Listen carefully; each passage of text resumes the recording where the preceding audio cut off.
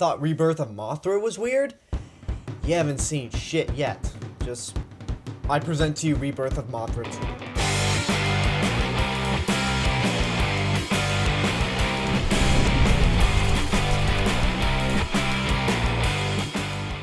Now, before we start the review, I want to apologize in advance if I sound a little stuffy to you guys.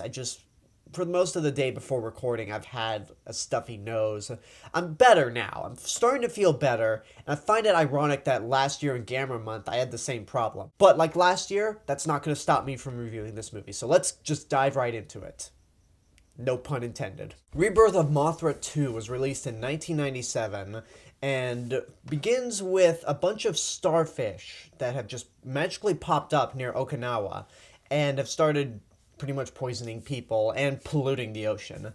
The two Mothra fairies, Maul and Laura, find out that these starfish are connected to a monster named Dagara, who is connected to an undersea castle or pyramid, which has a treasure, and there's this little furry, armless gremlin called the Gorgo that's connected to all this, and if it sounds like I'm rambling, don't blame me, because really the plot to this movie is so convoluted. It's more convoluted than a movie like this deserves. Now, I saw this movie back in 1999. My parents got me two DVD sets. I think it was for my birthday. One was a double feature of Godzilla vs. Space Godzilla and Godzilla vs. Destroyer. Another was a double feature of the first two Rebirth of Mothra movies. After watching the Godzilla movies, I popped in Rebirth of Mothra II first. Not exactly sure why. And I remember watching it and thinking, this is not too good. Like, even as a kid, I remember not enjoying it as much as I did some of the Godzilla movies. I just kind of put the movie aside and then rewatched it when the Blu-ray came out 2 years ago and thought, you know what, these movies are harmless. I'm going to watch the second one and try to appreciate it for the kind of movie it is. So I did that, but again, something just didn't quite feel right. I didn't feel anything for this movie.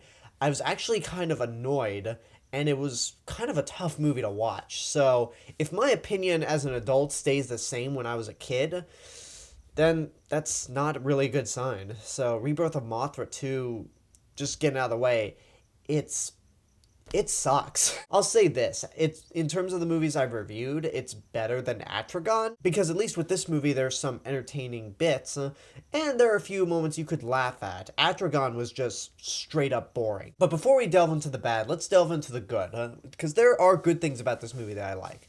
For one thing, the music, it's the same composer as the first Rebirth of Mothra, and who would do the third one, but there are elements of his score that sound like pieces that John Williams would write. I mean, it is that kind of movie that is like made for kids, where the kids are more competent than the adults, like some of the earlier Spielberg films.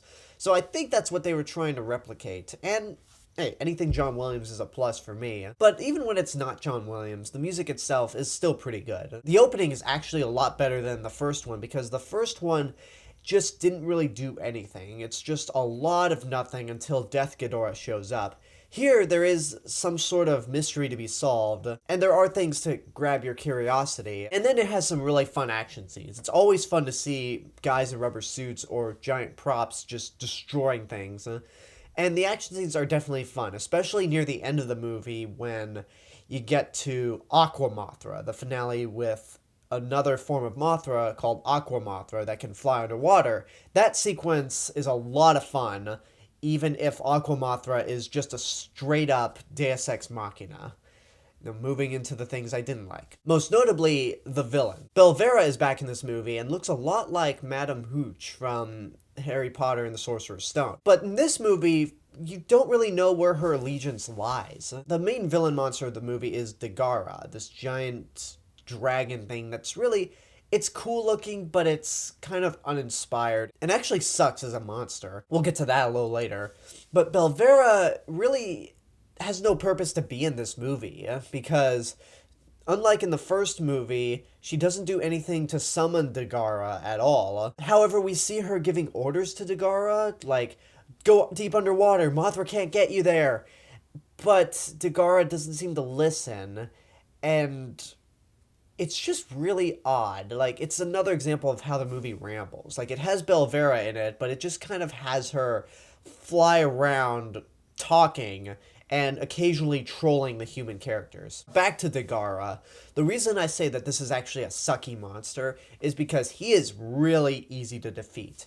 The first time he fights Mothra, she is able to overpower this monster with ease. Even when it looks like he has the upper hand, Mothra will easily take him out. The only time Dagara really has an opportunity to take out Mothra and really kick the shit out of her is when she's underwater before the Aqua Mothra transformation. But even then, at a point when Mothra is critically wounded and resting on top of this pyramid that pops up out of nowhere in the ocean, Dagara tries about 2, 3, 4, let's just assume 10 times, to attack Mothra and the pyramid, and every time he tries that, he gets his ass kicked by a wounded Mothra. And it's like, this really is a shitty-ass monster villain. He's a terrible monster. I think he's actually the worst monster that Toho's ever created. One thing I also cannot stand in this movie is Gorgo. Basically, the whole movie revolves around this little fuzzball named Gorgo. It just has 2 eyes. He looks like a Furby. And whenever somebody is injured, I'm not making this up even if I tried, Gorgo pisses on them, and their wounds are healed. It's like in Harry Potter and the Chamber sequence when Fawkes the Phoenix has tears that can heal wounds. I guess I just have Harry Potter on the mind to bring up 2 references in this review, but moving on. And I would kind of give it a pass if Gorgo was just some sort of side thing, but as I said, the movie revolves around it, and the resolution you get to this thing is really stupid. It's the equivalent of turning Wicket the Ewok in Return of the Jedi into the Chosen One and basically having the story revolve around him. But at least they didn't do that in Return of the Jedi. Whether you hate Ewoks or not, at least they didn't make the Ewoks the central focus like they do with Gorgo here. One thing I'll say about the human characters, because in all honesty, outside of Maul, Laura, and Belvera, human characters in this series have no reason to be here. The kids here are actually a lot more useful and a lot more participant in the plot, but then you have these 2 fishermen who are just idiots. They're trying to capture Gorgo for money, or Belvera tricks them into it.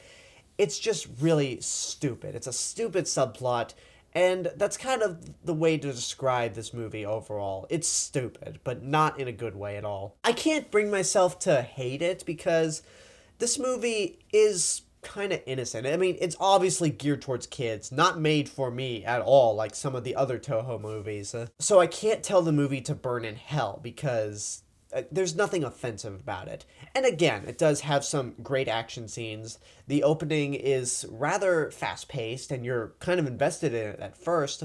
The music's good, and the finale with Aqua Mothra is a lot of fun. They even pull a Return of the Jedi in the end, where, granted, it looks like you're watching graphics from a Sega Dreamcast game, but it's still a fun sequence. It's probably one of the more fun sequences in this movie. Again, I don't hate it, but I will say don't waste your money on it. I like it better than Atragon, but even then, this is another Toho movie I can't recommend. And that's my review for Rebirth of Mothra II. We have one last movie to review. Can't wait to review it. So until then, I hope you guys enjoyed this review. I can't wait to hear what you think about the movie if and when you see it.